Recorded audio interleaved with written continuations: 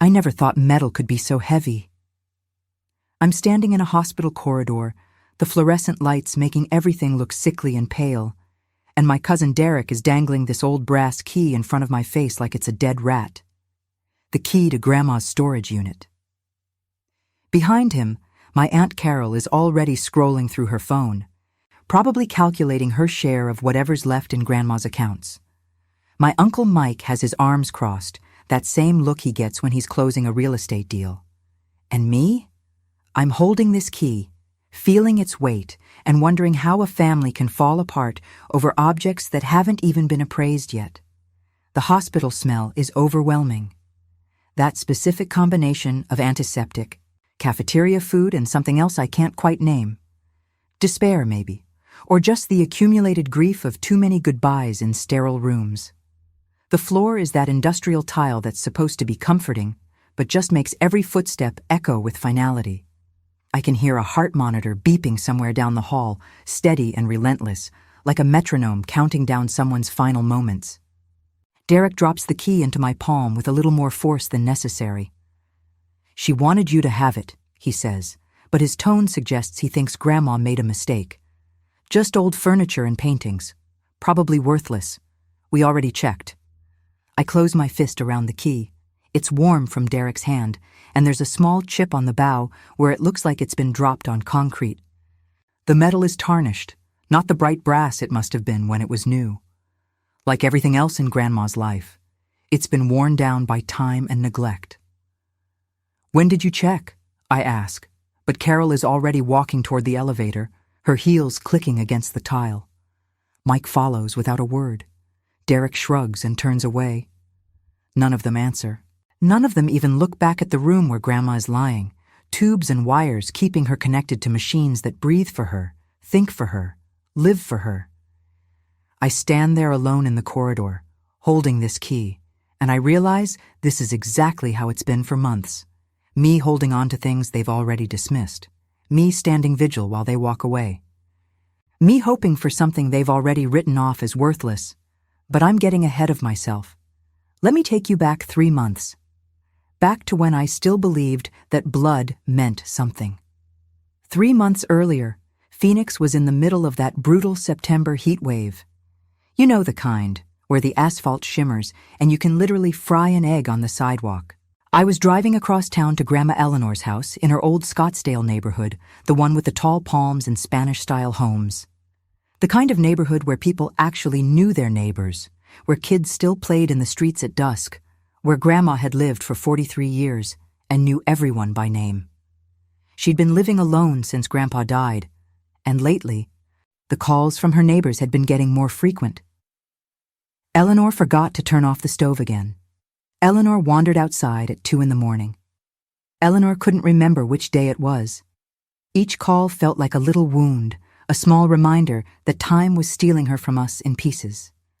Not all at once, which might have been kinder, but gradually, memory by memory, until the woman who'd taught me to bake bread and tie my shoes was becoming someone I didn't recognize. I pulled into her driveway and saw Carol's Mercedes already parked there. My stomach did that thing it always does around family, that little clench of anxiety. Carol had this way of making everything feel like a transaction, even love. She'd been like that since we were kids. I remember family dinners where she'd mentally calculate who got the bigger portion, who received more attention, keeping score of affection like it was a competitive sport. The driveway was cracked, weeds pushing through the concrete. Grandma's car, a old beige Buick that she hadn't driven in 6 months, sat gathering dust under the carport. I made a mental note to ask about getting it serviced or sold. Another task for the list I was keeping in my phone, the one that was getting longer every week. Inside, Grandma was sitting in her favorite chair, the green velvet one that had seen better days.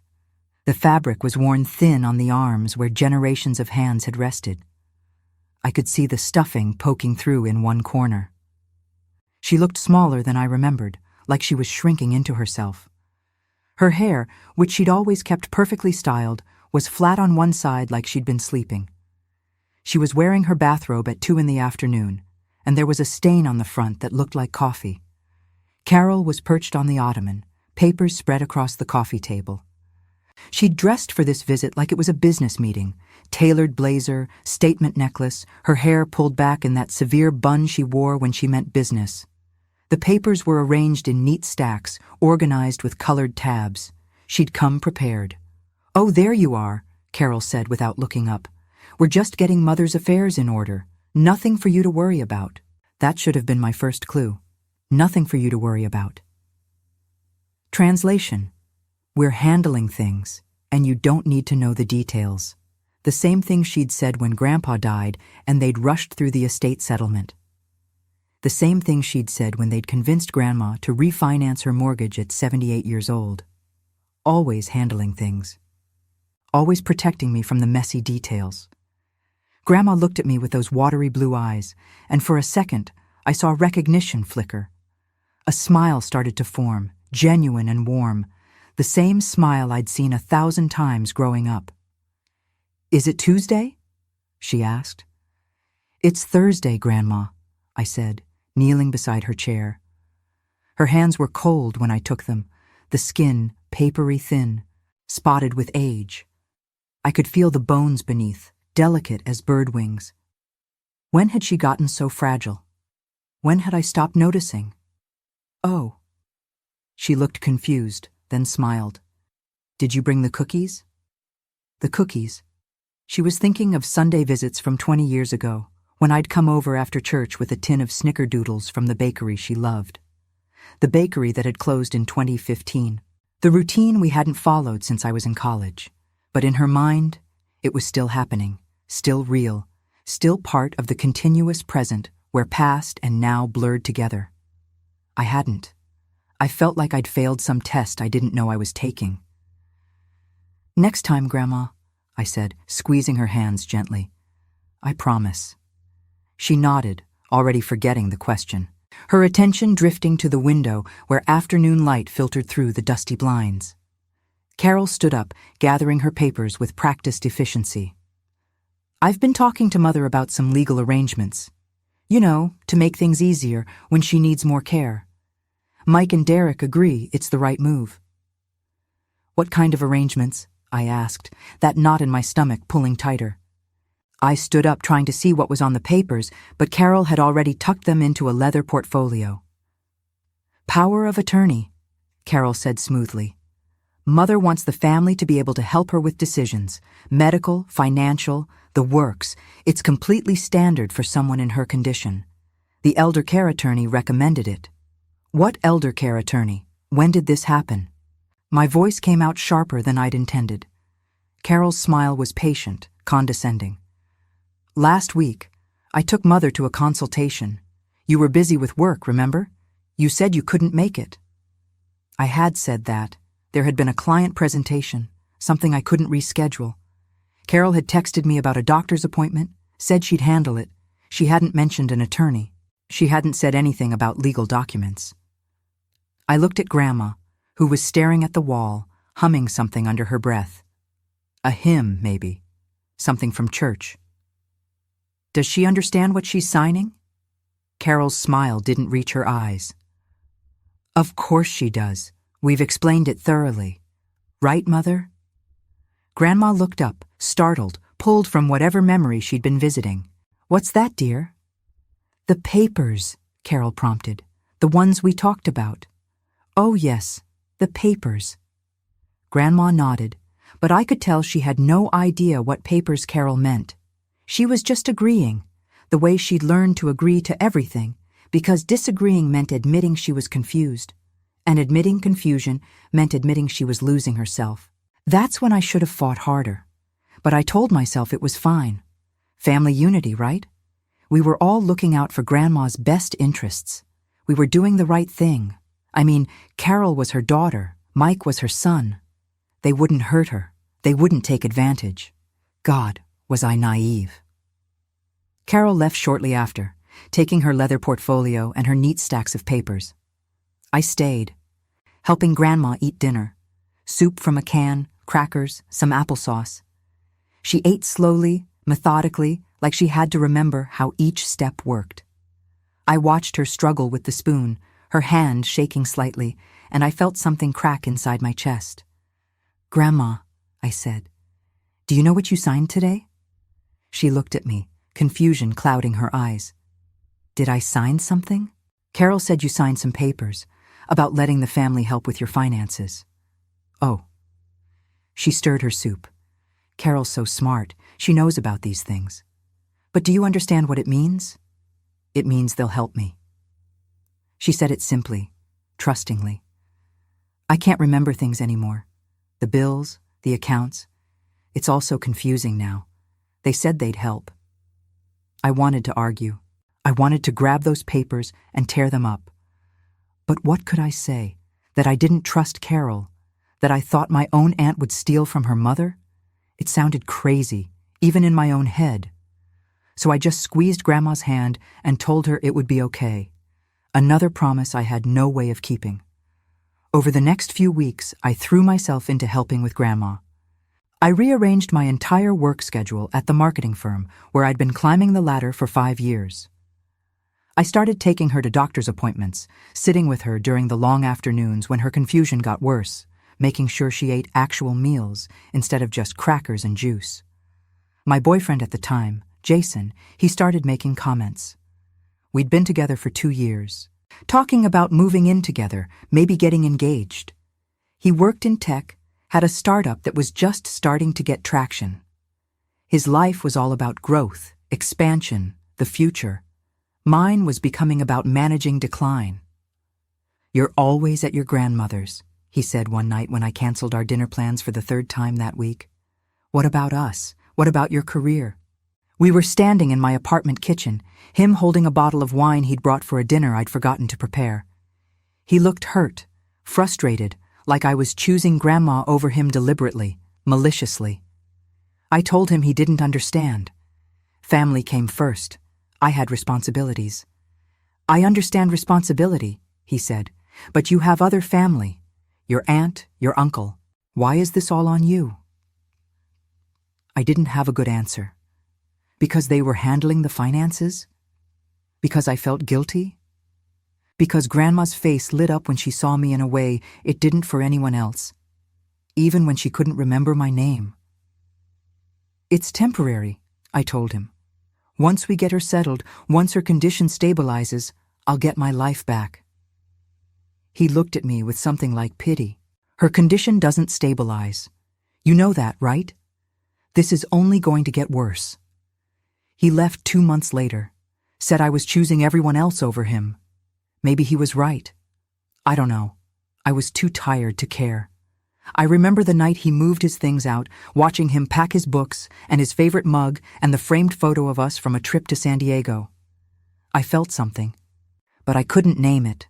Not quite sadness, not quite relief, just numbness, just the sense that I was watching my life happen to someone else. "I hope you find what you're looking for," he said at the door. He wasn't being mean. He genuinely meant it. But we both knew I wasn't looking for anything. I was just trying to survive. The thing about sacrifice is that it happens so gradually you don't notice it's killing you. One day you're postponing a work trip. The next you're declining a promotion because you can't commit to the travel schedule. One day you're canceling dinner with friends. The next you've realized you haven't seen anyone outside of family in months. Your dreams don't vanish in some dramatic explosion. They just sort of dissolve like sugar in water until one day you look around and wonder where they went. I kept telling myself it was temporary. Once we got Grandma settled, once her condition stabilized, I'd get my life back. I'd restart that online business I'd been planning. I'd travel. I'd find someone new, someone who understood what family meant. But Grandma's condition didn't stabilize. And my family didn't need me more. They needed me less. Specifically, they needed me unaware. It started with small things. I'd stop by Grandma's house and find the mail already collected, sorted. Carol would wave it off. Just helping Mother keep organized. Bills would disappear before I could see them. When I asked about Grandma's finances, just to make sure we could afford the home health aid she needed, Mike would get defensive. "We've got it handled," he'd say, that same tone he used with clients who questioned his judgment. "You just worry about keeping her comfortable." I was being managed, handled, kept in my lane. But I didn't see it yet. I was too busy trying to be the good granddaughter, the dutiful family member, the one who showed up and did the hard work without complaint. Then there was the medication issue. Grandma's prescriptions would be filled at different pharmacies, never the same one twice. When I asked why, Derek shrugged. Better prices, he said. But the pill bottles looked generic, cheaper. I looked up the medications online. They'd switched her from name brands to low-cost alternatives without consulting her doctor. Did Dr. Martinez approve these substitutions? I asked Carol. The pharmacist said they were equivalent. Why would we pay more for the same thing? Because Grandma's insurance covers the name brands. These generics, we're paying out of pocket. It doesn't make sense. Carol sighed, like I was being difficult. Are you really going to micromanage medication choices? You're not a doctor. No, but I could read. I could see that the cheaper medications meant money saved, money that was supposed to be going to Grandma's care, but was somehow going elsewhere. But where? I remember standing in her kitchen one afternoon, holding a bank statement I'd accidentally found in the recycling. Accidentally. As if my subconscious hadn't been looking for exactly this. Grandma's account had been steadily draining. Large transfers marked only with reference numbers. I called Carol. Oh, those are for her care, she said. The aid service, her medications, home maintenance, it all adds up. This is $15,000 in 2 months, I said, my hand trembling as I held the statement. What aid service costs that much? She has Medicare. Yes, well, quality care isn't cheap. Would you rather we put her in some state facility? The guilt came down like a hammer. Of course I didn't want that. Of course I wanted the best for Grandma. I was being suspicious of my own family. What was wrong with me? I told myself to stop looking for problems. I told myself to trust them. That's what love does, you know? It blinds you. Not in some romantic, poetic way. In a practical, dangerous way. You make excuses. You justify. You convince yourself that the pit in your stomach is just paranoia, not intuition, screaming at you to wake up. 3 months into my sacrifice, I looked at myself in the bathroom mirror after another 16-hour day of caring for Grandma. I didn't recognize the woman looking back. Dark circles under my eyes. Weight I'd lost without meaning to. My clothes hanging loose on a frame that had always been curvy. Hair I hadn't bothered to style in weeks, just pulled back in a messy ponytail. I looked like someone who'd survived something, but couldn't remember what. My therapist, the one I'd stopped seeing because I couldn't afford the time, she used to say that when you abandon yourself to care for others, you don't become noble, you just become a ghost. I was haunting my own life. But it was the pattern of strange charges that finally cracked everything open. I'd started keeping a secret log, feeling guilty even as I did it, noting every unusual expense, every vague explanation. $5,000 for home repairs that never seemed to happen. $7,000 for medical equipment that never appeared. Thousands more transferred to accounts I couldn't identify. The log started as a note in my phone, then became a spreadsheet, then became an obsession. I'd wake up at 3 a.m, thinking about the numbers, trying to make them make sense, trying to find the innocent explanation that would let me go back to trusting my family. I spent a Saturday afternoon, the one day I'd promised myself off, going through every document I could find in Grandma's house while Carol and the others were at some family gathering I'd been conveniently not invited to. Bank statements, medical bills, legal papers. The power of attorney document was buried in a stack of old greeting cards, tucked between a birthday card from 1987 and a sympathy note from when Grandpa died. I read it 3 times, my hands shaking more with each pass. It wasn't just financial decisions. It was everything. Medical choices, living arrangements, end-of-life directives. Grandma had signed over complete control of her entire existence. And the signature? I held it up to the light, comparing it to other documents. The handwriting was shaky, uncertain. Letters that usually flowed smooth were broken, hesitant. The Grandma who'd signed this wasn't the sharp, proud woman I'd known. This was someone confused, maybe medicated, definitely not understanding what she'd agreed to. I found the receipts next.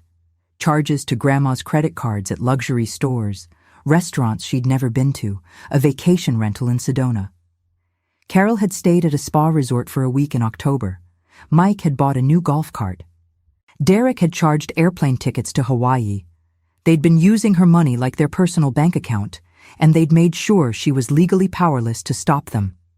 The thread I'd been pulling finally unraveled the whole ugly tapestry.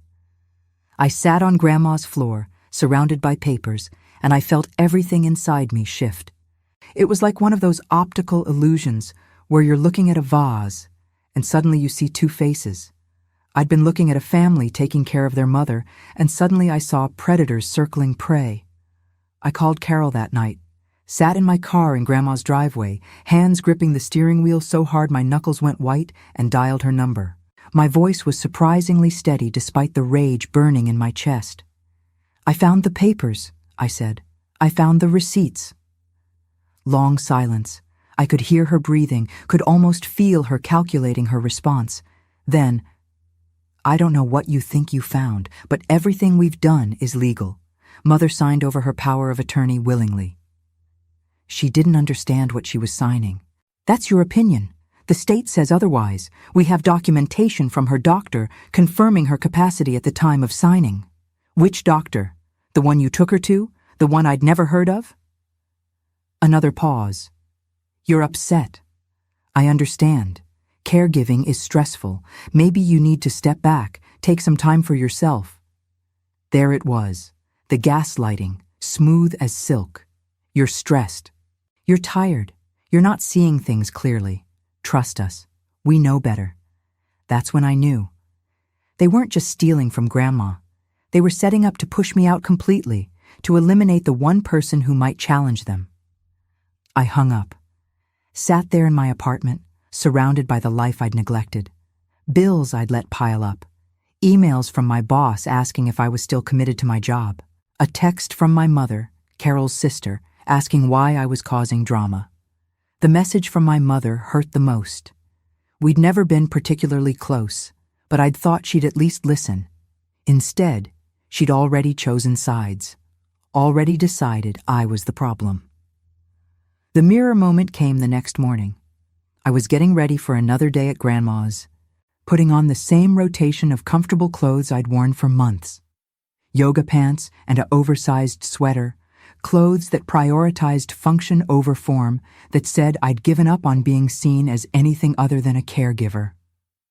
I looked at my reflection, really looked, and saw what I'd become. Not a dutiful granddaughter, not a family hero. Just a useful tool they'd manipulated into providing free labor while they ransacked an old woman's life savings. Family first, I'd always said. But which family? The one that shares your blood, or the one you'd build for yourself if you were brave enough to walk away from obligation? I thought about what I knew, which wasn't much. I knew they'd been draining Grandma's accounts. I knew the power of attorney was suspect. I knew that every time I questioned something, I was made to feel guilty, crazy, ungrateful, classic manipulation. But what could I actually do about it? The answer came from an unexpected place.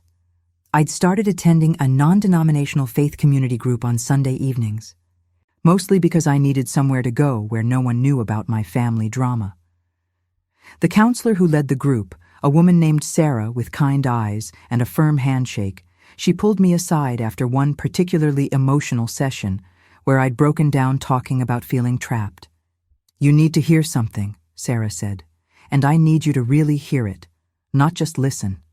There's a difference between honoring your family and being destroyed by them, between love and enabling, between sacrifice and self-abandonment." We sat in the empty fellowship hall, the chairs still arranged in a circle from our group session. She made us both tea, the kind with chamomile that's supposed to be calming. My hands shook as I held the cup. She told me about a statistic she'd learned in her training. That research shows a clear mortality scale. People who are actively mistreated die younger than those who are neglected, who die younger than those who are not abused at all. "Your grandmother is being financially mistreated," Sarah said. And you're being emotionally manipulated into accepting it. Both of you are being harmed. But they're family, I said, hearing how weak it sounded, even as the words left my mouth. So are you, Sarah said gently. You're family too. Your life matters. Your health matters. You matter. That conversation shifted something in me. It wasn't about revenge. It wasn't about getting even. It was about truth. About refusing to be complicit in harm just because the people doing the harm shared my last name. I started telling people. Not everyone, not indiscriminately. But I told Grandma's old friends, the ones who still visited. I told her neighbors, the couple who'd first called me about her wandering. I told my pastor at the community group. I laid out what I'd found, showed them the documents I'd copied, explained the timeline. Some didn't want to believe it. Carol wouldn't do that, they said. She's her daughter. As if being someone's child made you incapable of cruelty. As if DNA was some kind of moral immunity. But others, they saw what I saw. They'd had their own suspicions, their own moments of doubt they'd pushed away. Together, we started building a case. Not a legal one, not yet. But a moral one. A community one. Mrs. Patterson, Grandma's neighbor of 30 years, told me about the time she'd seen Carol loading furniture from Grandma's house into a truck. I thought she was helping Eleanor downsize, she said. But now I wonder. Tom and Linda, the couple from Grandma's church, they mentioned that they'd tried to visit and Carol had turned them away. Said Eleanor wasn't feeling well enough for visitors, but we could hear her calling out from inside. She sounded confused, asking who Carol was. Each story was another piece of the puzzle, another confirmation that I wasn't crazy, wasn't imagining things, wasn't being paranoid. I also started protecting myself. I documented every conversation with my family, every time they dismissed my concerns or made me feel crazy. I kept copies of every financial record I could access. I started seeing that therapist again, the one who helped me understand that what I was experiencing had a name. Gaslighting, financial abuse, elder exploitation. Knowledge is power, they say. But sometimes knowledge is just clarifying. It doesn't fix things. It just helps you see them clearly. The confrontation I'd been building toward came at a family meeting. Carol had called it, probably thinking she could shut down whatever rebellion I was starting before it spread. I walked into Mike's house, the one with the pristine kitchen and the pool he'd somehow afforded on a middle manager's salary, and I saw them all there. Carol, Mike, Derek, my mother, who'd driven up from Tucson, even my cousin Sarah, who usually stayed out of family drama. They were sitting around the dining table like a tribunal. Carol had papers spread out again, always with the papers. This time, they looked like printouts of emails, text messages. My text messages. They'd been monitoring my communications somehow, or maybe someone I'd confided in had betrayed me. We need to talk about your behavior, she started. The accusations you've been making, the people you've been talking to. It's damaging Mother's reputation and ours. The room was cold despite the Arizona heat outside. Mike had the air conditioning on too high, or maybe I was just shaking. I sat down, pulled out my own folder. Two could play the paper game. Let's talk about the $15,000 transferred out of Grandma's account in March, the $7,000 in April, the $10,000 in May. Let's talk about the Sedona vacation rental charged to her credit card while she was in the hospital with pneumonia. Mike's jaw tightened. I could see a muscle twitching under his eye. Those were legitimate expenses. Prove it, I said. My voice was steady now. I'd practiced this. I'd rehearsed every word. Show me receipts. Show me how a vacation rental qualifies as elder care. You don't understand how these things work, Carol said. Managing someone's affairs is complicated. There are expenses you wouldn't think of. Then explain them, I said. In detail. Right now. The room went quiet. My mother was staring at her hands, twisting her wedding ring around and around. Derek was looking at his phone, suddenly very interested in something on the screen. Sarah had tears in her eyes, but she wasn't looking at me. She was looking at Carol. "You've always been ungrateful," Carol said finally. Her composure was cracking. I'd never seen her anything but perfectly controlled, but now her voice had an edge. Always questioning, always making problems. "We've been handling Mother's care while you've been playing the martyr. I've been providing actual care," I said, "while you've been providing yourselves with her money." I laid it all out, every transaction, every suspicious pattern. I told them about the doctor who'd supposedly confirmed Grandma's capacity, the one who turned out to be a family friend of Mike's. I told them about the power of attorney signed when Grandma was on medications that impaired her judgment. I told them I'd consulted with an elder law attorney who said we had grounds to challenge the whole arrangement. Did you know that research shows 2 out of 3 custody disputes involve domestic violence? I learned that when I was researching my options. The violence doesn't have to be physical. Financial control, emotional manipulation, isolation tactics. It's all violence. It all leaves scars. Carol's face had gone red. "If you pursue this, you'll tear this family apart." "You already did that," I said. "I'm just refusing to pretend it didn't happen." Mike stood up, his chair scraping against the tile floor. "This meeting is over. And if you continue with these accusations, we'll have to consider legal action, slander, defamation." "Try it," I said. "I've documented everything, every conversation, every dismissal, every time you made me feel crazy for noticing what was right in front of my face. Go ahead and put it in front of a judge. Let's see what they think about your expense reports." I walked out, drove home with my hands shaking so hard I had to pull over twice. Once at a gas station where I sat in the parking lot and cried until my eyes were swollen. Once at a park where I just stared at families playing, children on swings, normal people living normal lives that didn't involve confronting their relatives about elder abuse. But I'd said it. I'd spoken my truth in their space, in their territory, where they thought they controlled the narrative. The aftermath wasn't what I'd hoped for. In the end, they kept control of Grandma's affairs. They had legal documentation, expensive lawyers, a network of professionals they'd cultivated to support their story. The elder law attorney I'd consulted? She was honest with me.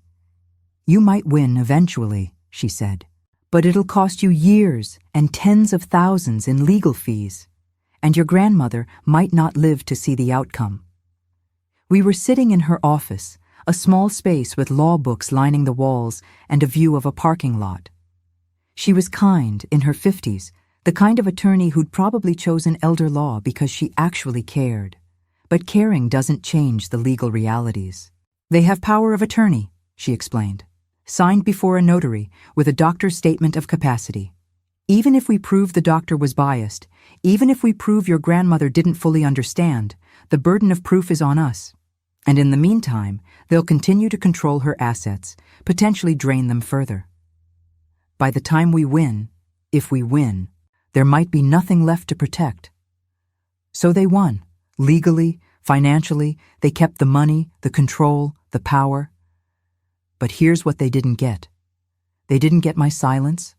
They didn't get my complicity. They didn't get to keep me trapped in the role of dutiful granddaughter who asked no questions and accepted no answers. I walked away. Set boundaries so firm they might as well have been brick walls. No more family gatherings, no more pretending. No more sacrifice on the altar of family unity. And you know what? I found peace in that choice. Not immediately, not easily.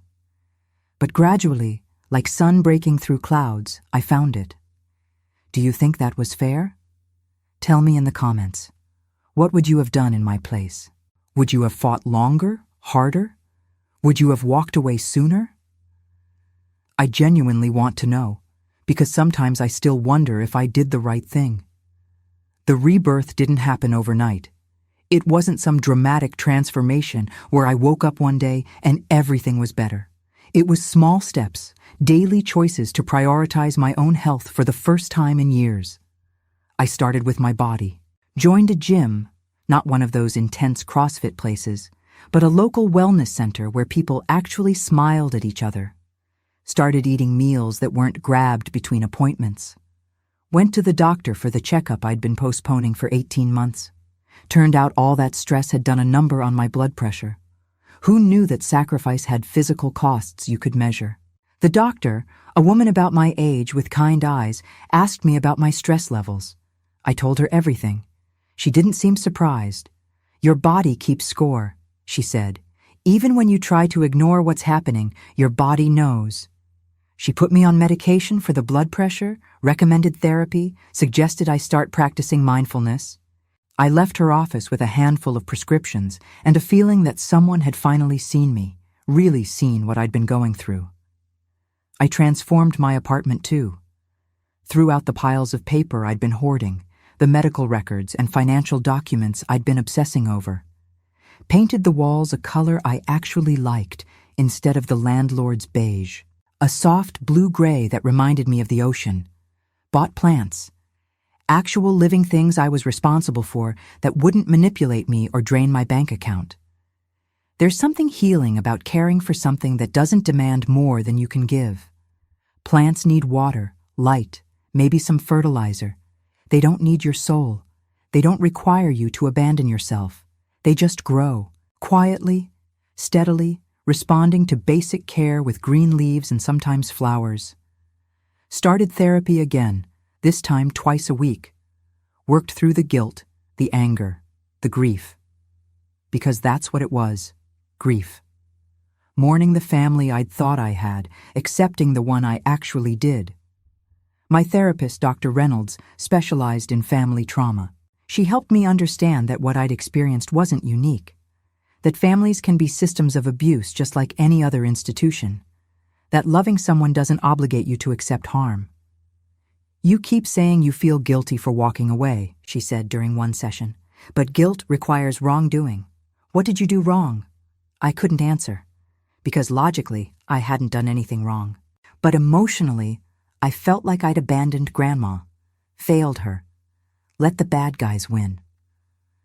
"Walking away from people who are harming you isn't abandonment," Dr. Reynolds said. "It's self-preservation. And sometimes the most loving thing you can do is refuse to participate in a toxic system." 6 months after I walked away, I ran into one of Grandma's old neighbors at the grocery store. She told me Grandma had been moved to a facility. Not a nice one. Not one of those places with gardens and activities. A state facility. The kind Carol had threatened me with to keep me compliant. The irony was bitter. They'd taken her money, then put her exactly where they'd said I was cruel for even considering. I cried in the parking lot for an hour, but I didn't go back. I couldn't save someone who was being held hostage by people with legal authority. All I could do was save myself. I started my consulting business, the one I'd been planning for years. Focused on helping small companies with their marketing strategy. It wasn't glamorous, and the money was tight at first, but it was mine. My time, my choices, my life. The first client I landed was a small nonprofit that helped victims of elder abuse. The synchronicity wasn't lost on me. I designed their website, helped them with their social media strategy, created marketing materials for their outreach programs. It felt like using my pain for something good. Like turning my experience into something that might help someone else. Dated a little. Nothing serious, but at least I was trying. The first guy I went out with, I told him the whole story on our second date. I figured if he ran, better to find out early. He didn't run. Said his own family had issues with money and control that he understood. We didn't work out for other reasons, but at least I learned I could be honest about what I'd been through. His name was Marcus, and he was kind in a way that felt unfamiliar after so many months of family cruelty. We'd meet for coffee, take walks in the park, talk about our lives without judgment. When we eventually decided we weren't romantically compatible, we stayed friends. He was the first person who taught me that relationships could end without someone being the villain. The thing about walking away from toxic family is that society doesn't really support it. People still ask about my mother, my aunt, whether we've reconciled. They say things like, "but they're family," and "life's too short to hold grudges," and "they probably didn't mean it." As if intention matters more than impact, as if blood gives people permission to harm you without consequence. I developed scripts for these conversations. "We're not in contact," became my standard response. When people pushed, I'd add, "It's a boundary I've set for my health." Most people got uncomfortable and changed the subject. A few understood immediately, their eyes showing recognition of their own family pain. But I built a different family. My therapist, who taught me that boundaries aren't cruel, they're necessary. Sarah from the faith community group, who checked in every week and never judged. My old college roommate, who let me crash at her place in Denver for a week when I needed to escape. The neighbor upstairs, who brought me soup when I was too depressed to cook. Family isn't DNA. It's choice. It's people who show up, who see you, who don't use your love as leverage. A year after I walked away, I was sitting in a coffee shop in downtown Phoenix, working on a client proposal. The key to Grandma's storage unit was in my purse. The one thing Carol had dismissed as worthless, the one thing she'd let me keep because it seemed like nothing but junk. I'd finally worked up the courage to see what was inside. Drove to the facility on a Saturday morning, hands sweating on the steering wheel. The place was in an industrial area, rows of orange metal doors in a maze of concrete corridors. It took me 15 minutes to find the right unit, my footsteps echoing in the empty hallways. The unit was small, dusty, full of boxes and old furniture. I pulled the chain for the single bulb that hung from the ceiling, and light flooded the space, illuminating years of accumulated memories and paintings, dozens of paintings, landscapes, portraits, abstract pieces, all signed E. Morrison in the corner, Grandma's maiden name.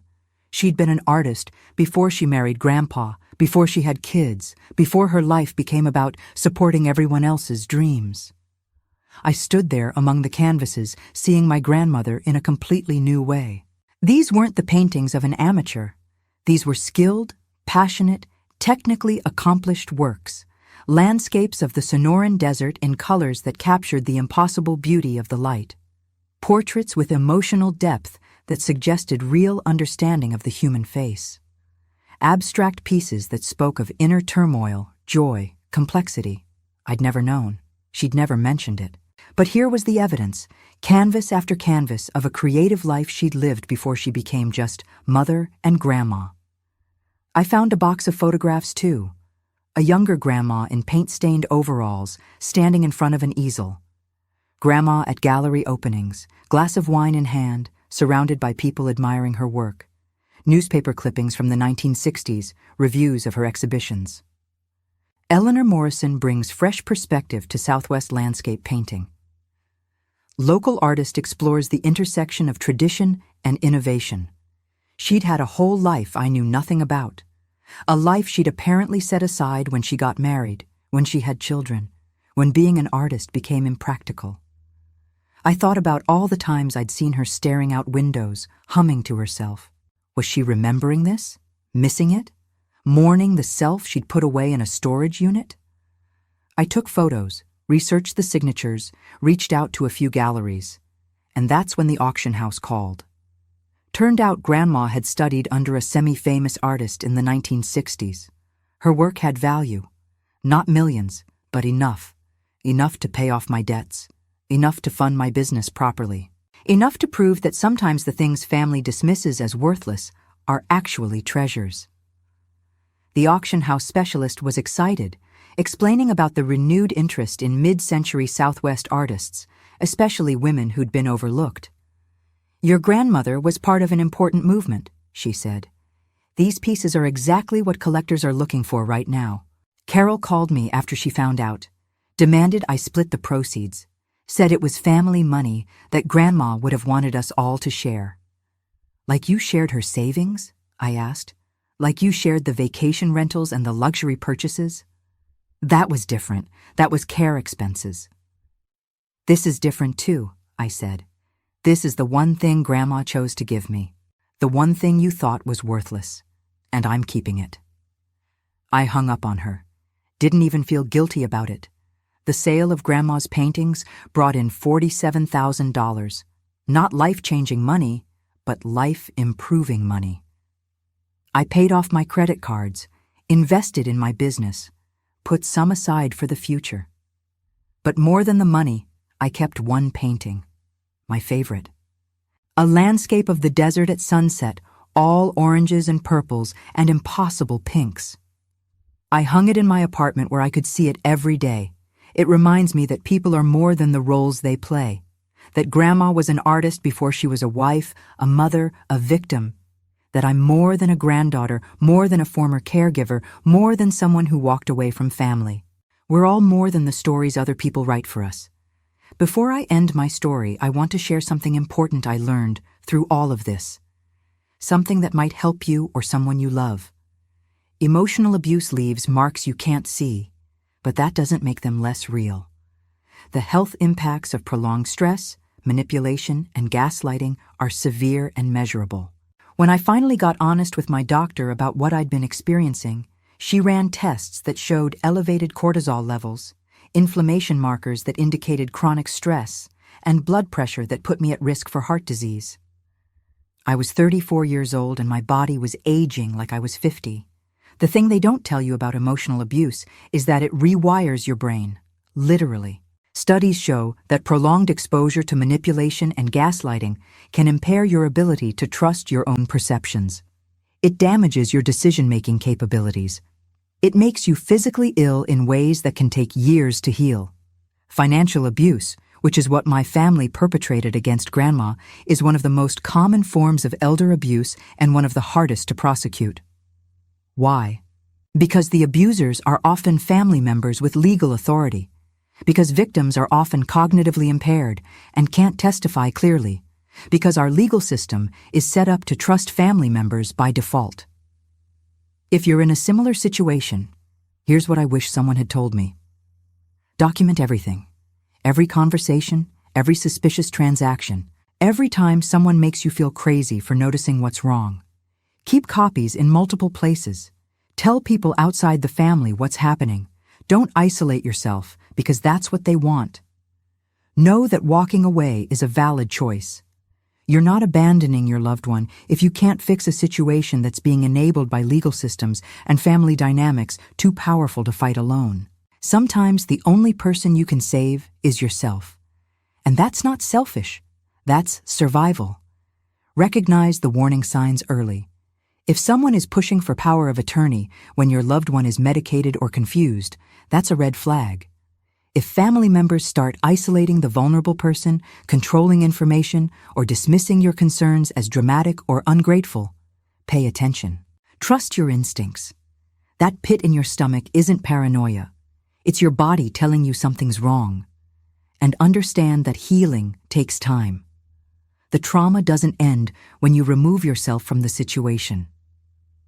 I still have moments where I question whether I did the right thing. I still feel guilty sometimes, even though intellectually I know I shouldn't. That's what abuse does. It plants seeds of doubt that take years to uproot. But here's the truth I've learned. Your health, your sanity, your life, they matter. They matter as much as anyone else's, including family members. Sacrificing yourself on the altar of family duty doesn't make you noble.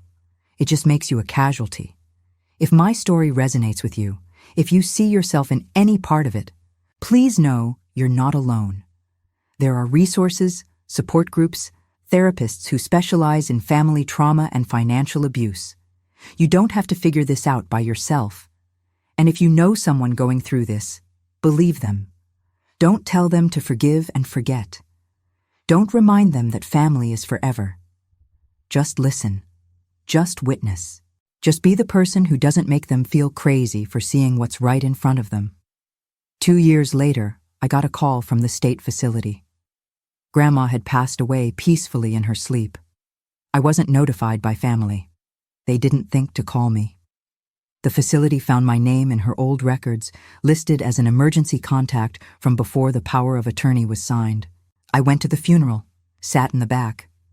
Carol spoke, telling stories about what a devoted mother Grandma was, how she always put family first, how she taught them the value of family loyalty. I almost laughed at the irony. Mike told a story about Grandma's cooking.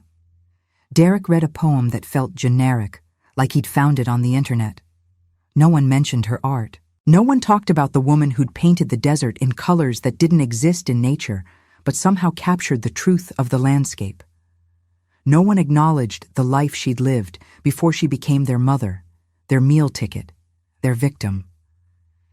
After the service, I went back to my apartment and looked at the painting hanging on my wall. I told Grandma all the things I wished I'd said while she could still understand them.